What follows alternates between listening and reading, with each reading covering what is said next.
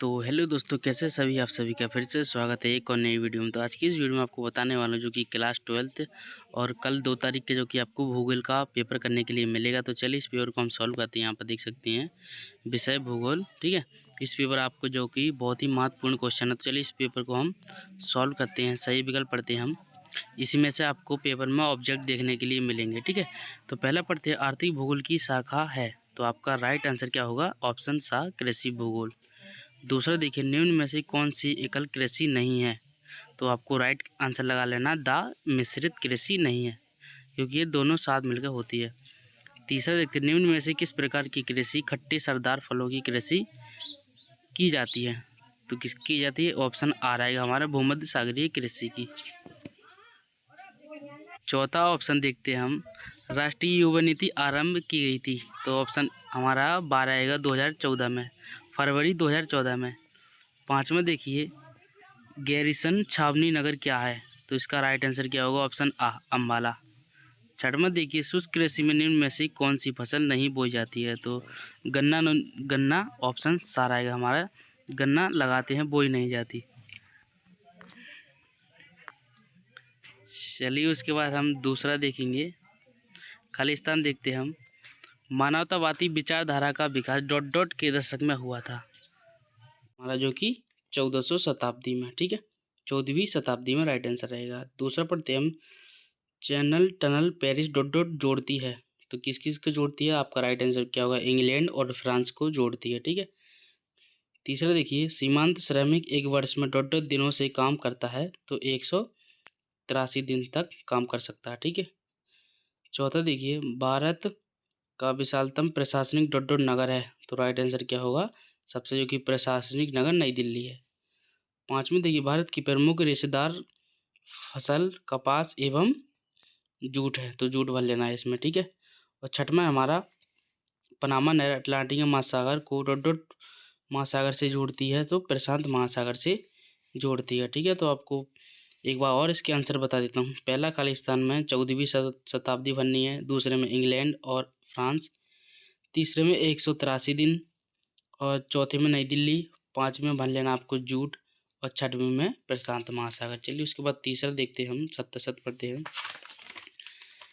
विश्व की 90% जनसंख्या स्थल भाग के 10% क्षेत्र में निवास करती है। तो ये बिल्कुल असत्य रहेगा, ठीक है। दूसरा देखिए, अखेट मानव प्राचीनतम क्रियाकलाप है। तो ये हमारा सत्य है।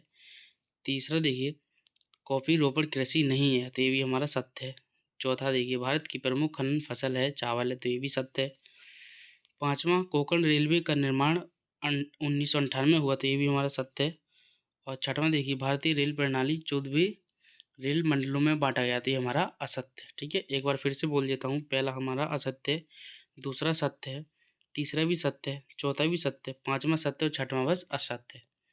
उसके बाद चौथा देखिए, सर्वाधिक कपास का उद्यापन कहाँ हुआ था? महाराष्ट्र में हुआ था, ठीक है। पहले का आपको महाराष्ट्र में लगा लेना है। दूसरा का बिहार, सर्वाधिक ग्रामीण जनसंख्या कहाँ पर है? बिहार में। तीसरा देखिए, भारत में न्यूनतम भाषाई 1881 में ईस्वी में बोली जाती है। चौथा देखिए, भारत में पहली जनगणना 1872 में हुई थी। पांचवा, श्वेत कॉलर श्रमिक, यहाँ पर द्वितीय क्रियाकलाप भर लेना, ठीक है। एक बार फिर के इसके आंसर बोल देता हूँ। पहला में महाराष्ट्र भरना है, दूसरा में बिहार, तीसरा में 1881 ईस्वी, चौथे में 1872 और पांचवा में द्वितीय क्रियाकलाप। चलिए उसके बाद हम एक वाक्य में चलते हैं। मानव विकास प्रतिदिन प्रतिवर्ष किसके द्वारा प्रकाशित किए जाते हैं? तो आपको राइट भर लेना क्या है? महबूब उल हक के, ठीक है। दूसरा देखिए, विश्व व्यापार में संगठन कब बनाया गया था? तो 1 जनवरी 1995 को बनाया गया था।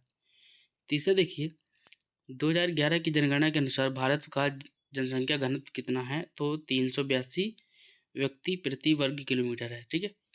चौथा देखिए, मूंगफली सरसों भारत की 2 प्रमुख तिलहन फसलें के नाम। तो एक मूंगफली, एक सरसों, ठीक है। पांचवा देखिए, इंदिरा गांधी नहर पंजाब में किस बांध से निकाली गई है? तो कहाँ से? हरिक बरोज से निकाली गई है। चलिए उसके बाद फिर हम छठवां सातवां और देख लेते हैं, ठीक है। रुको और जाओ निश्चयवाद, तो इसका अथवा किया है, मानव भूगोल की कोई एक परिभाषा लिखिए। तो आपको लिख देना है, भूगोल की एक शाखा है, मानव भूगोल एक शाखा है जो मानव समाजों, संस्कृतों, अर्थव्यवस्थाओं और पर्यावरण के साथ उनके संबंधों का अध्ययन करती है, ठीक है। इस प्रकार से लिख देना है। सातवां देखिए, मृत्यु दर किसे कहते हैं। तो मृत्यु दर किसे कहते हैं, तो पहला आपको लिख देना है, किसी विशिष्ट जनसंख्या में एक निश्चय अवधि में होने वाले मौतों की संख्या को संदर्भित करता है, जिसे उस जनसंख्या के आधार से विभाजित किया जाता है। या आपको एक ऐसा भी लिख देना है, एक वर्ष में प्रति 1000 व्यक्तियों में मरने वाले की संख्या को मृत्यु दर कहते हैं। ये वाला ठीक रहेगा, बिल्कुल सरल है, ठीक है। उसके बाद आपकी लगातार वीडियो पे कमेंट आएंगे, तो इसके ऊपर भी एक पूरी वीडियो प्रोवाइड करा दूंगा। तो आप इसके बाद क्वेश्चन देख सकते हैं। आई होप ये वीडियो अच्छी लगी होगी, तो लाइक कर देना, चैनल बनाए तो सब्सक्राइब कर देना। मिलते हैं अब तक नेक्स्ट वीडियो में। Thanks for watching, bye bye.